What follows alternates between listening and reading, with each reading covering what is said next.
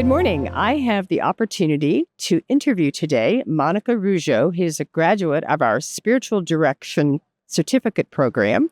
And I'm Michele Drennen. I'm the Alumni Relations Manager for Divine Mercy.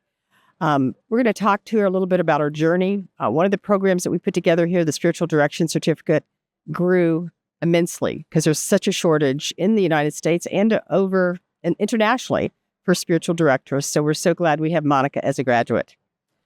So tell me a little bit, Monica, if you would, how are you using and what are you doing as far as your spiritual direction training?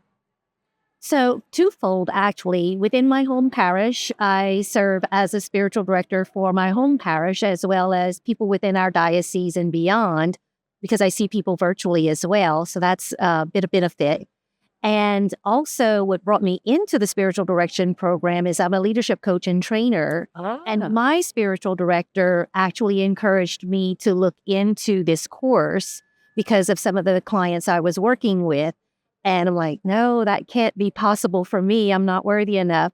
But after a couple of years of discernment, I went through it and I recognized the benefit for me personally. However, I see how it's helping me even from a professional perspective because there's a total integration now where the clients who I'm working with want that holistic approach. And so I feel very equipped to be able to bridge that gap and integrate the two. That was a gift you didn't expect. Absolutely. That's exciting. That's exciting. So I'm always interested. You're doing it both via Zoom meetings. You're also doing it in person. Yes. Via phone.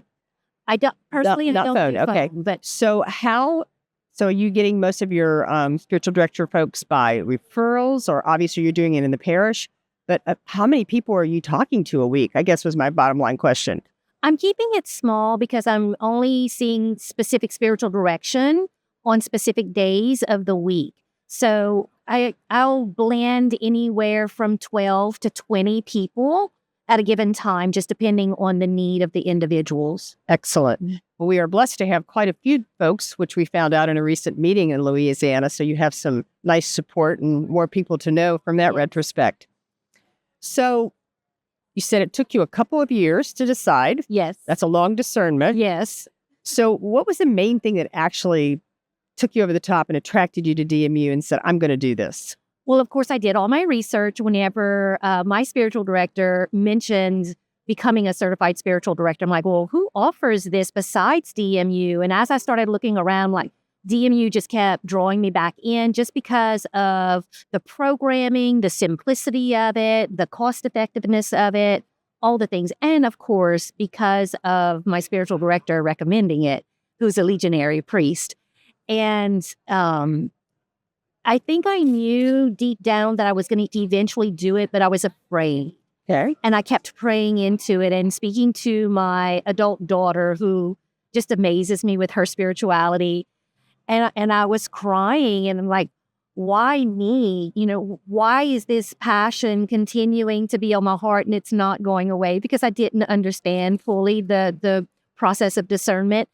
And she's like, Mom, you're going to do it. Why wait? The longer you wait, the longer it's going to take for you to finish. That apple doesn't fall very far from your tree, does it? Right. And so I'm like, you know what? Okay. And, it's not set in stone. If I don't like it, I can quit, right? But I don't quit. Never thought about that. Once I commit to something, I never even went back. And it's just been a beautiful journey, Michele. I love it. I love it. That's what we love to hear. Your cohort, do you stay in touch with any of your folks that we were in the spiritual direction program with? Actually, we do. We have a peer supervision group that we've been connecting every month ever since we graduated. That's fantastic. And I think I told you when I was there in Louisiana, invite me to one of those one time. Yes. I would love to just sit in and listen.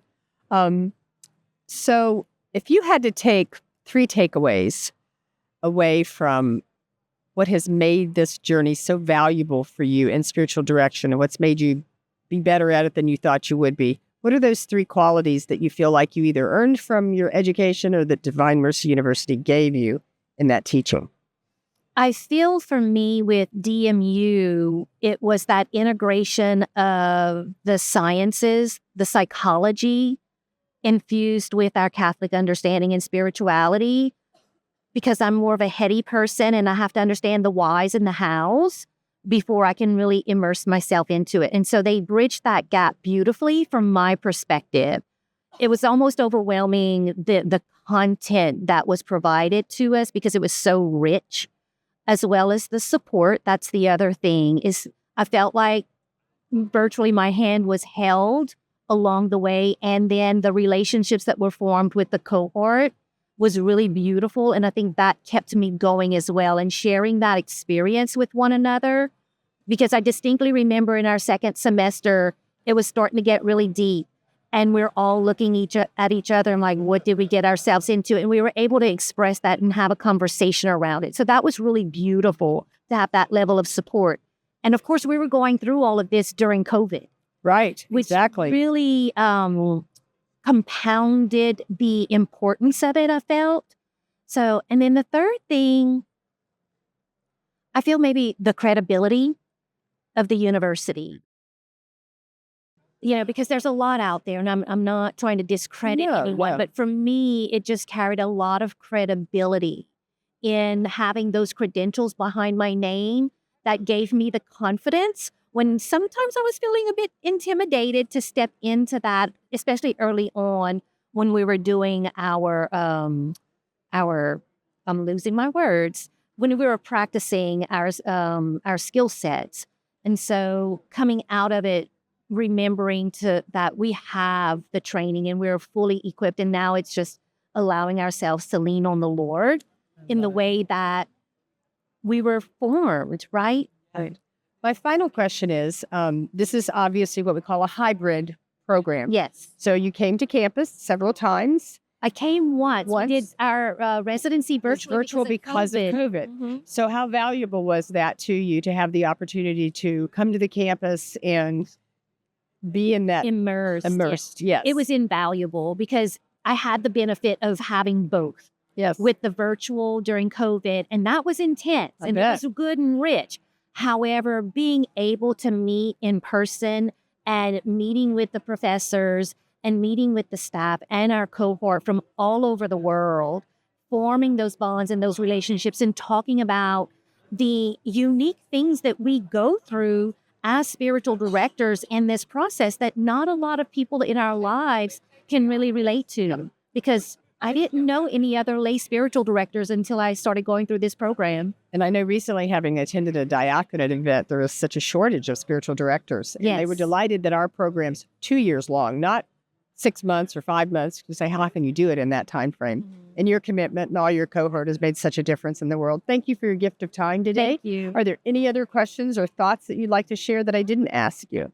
I would just, not for me personally, but for anybody who may be seeing or listening, if you're even intrigued and the thought keeps coming back, please look into DMU and just allow your heart to follow that path and consider becoming a spiritual director if that's where the Lord's calling you. Thank you. That's a lovely commercial and we appreciate it. God love you, dear. Thank you so much.